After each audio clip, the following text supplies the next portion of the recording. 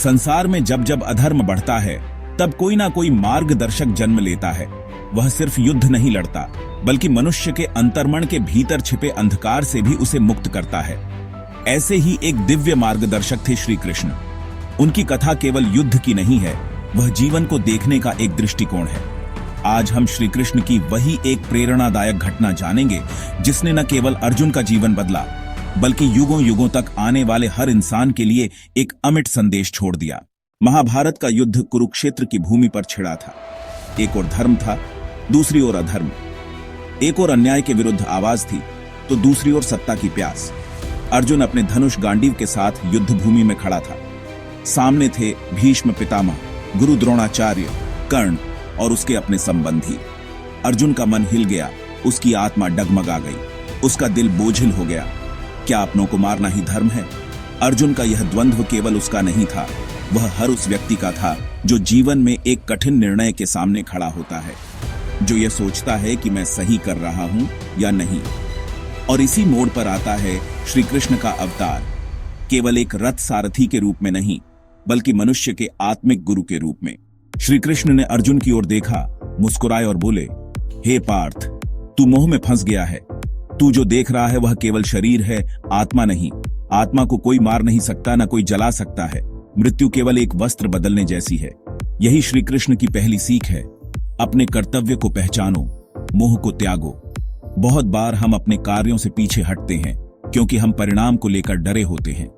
हम यह सोचते हैं कि यदि हार गए तो क्या होगा, लोग क्या कहेंगे, रिश्ते क्या सोचेंगे।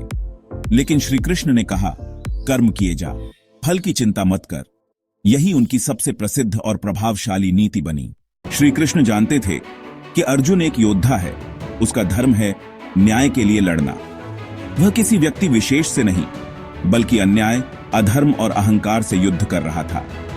आज भी जब हमारे जीवन में अन्याय, नकारात्मकता या असफलता सामने खड़ी होती है तो हम डर जाते हैं, पीछे हट जाते हैं। लेकिन श्री कृष्ण हमें सिखाते हैं कि डर को हराने का एक ही उपाय है, उसका सामना करना। श्री कृष्ण ने अर्जुन को आत्मा की अमरता, कर्तव्य का महत्व और निष्काम कर्म का उपदेश दिया। उन्होंने कहा, तू अगर धर्म के लिए नहीं लड़ेगा तो इतिहास तुझे कायर कहेगा और ये अपमान मृत्यु से भी बड़ा होगा। यह बात सिर्फ अर्जुन के लिए नहीं थी, ये हम सभी के लिए है। जब भी हम जीवन में किसी सही बात के लिए खड़े होने से डरते हैं, किसी गलत को रोकने से हिचकते हैं, तब श्री कृष्ण की यही वाणी हमें चेतावनी देती है, यदि तू चुप रहेगा तो अन्याय बढ़ता जाएगा।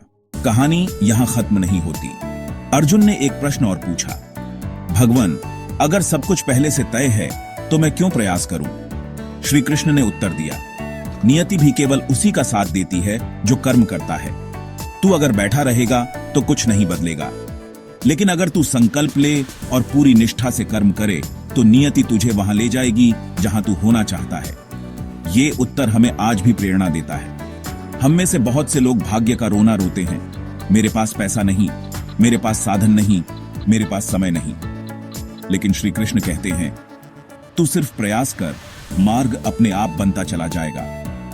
हमारे पास सब कुछ होते हुए भी हम असमर्थता का बहाना बना लेते हैं, पर अर्जुन के पास भी विकल्प था, युद्ध छोड़ने का। लेकिन जब उसने श्री कृष्ण के शब्दों को आत्मा से स्वीकारा तो वही अर्जुन बन गया महाभारत का सबसे बड़ा योद्धा। श्री कृष्ण की नीति सिर्फ युद्ध की बात नहीं करती, बल्कि जीवन के हर क्षेत्र में उसे अपनाया जा सकता है। पढ़ाई में संघर्ष हो तो श्री कृष्ण कहते हैं, मेहनत करते रहो, फल मिलेगा। किसी रिश्ते में गलत के खिलाफ खड़े होना हो तो वह कहते हैं, मौन रहना अन्याय का साथ देना है। मन डगमगा जाए, डर सताए तो वह कहते हैं, डर को जीतना ही सच्चा वीरता है। उनकी बातें कोई साधारण सलाह नहीं थी, वो जीवन के मूल सिद्धांत थे। उन्होंने कभी भी अर्जुन को युद्ध जीतने का आश्वासन नहीं दिया, उन्होंने केवल इतना कहा, तू अपना कर्तव्य कर, जीत अपने आप आएगी। और यही तो सफलता का सबसे बड़ा रहस्य है। आज भी जब हम किसी लक्ष्य के लिए काम करते हैं, चाहे वह पढ़ाई हो, करियर हो, कोई सपना हो, तो हमें श्री कृष्ण की नीति याद रखनी चाहिए। बिना किसी स्वार्थ के कर्म करो, मोह, भय और भ्रम को दूर करो और परिणाम की चिंता छोड़ दो। क्योंकि जब नियत साफ हो, मन शांत हो और कर्म सच्चे हों, तो परमात्मा खुद रास्ता बनाते हैं। श्री कृष्ण की सबसे बड़ी प्रेरणा यही है, संकट चाहे जितना बड़ा हो, यदि आत्मा से कर्म करो तो असंभव भी संभव हो जाता है।